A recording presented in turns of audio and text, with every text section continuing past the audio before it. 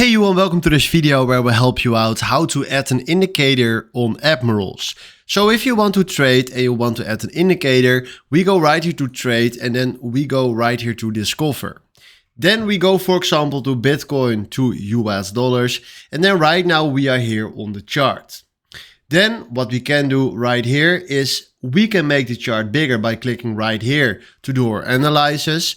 And then you have standing right here indicators. If you don't want to have this big screen, you can click right there and then you have standing indicators right there. But for example, I want to show you it on a big screen.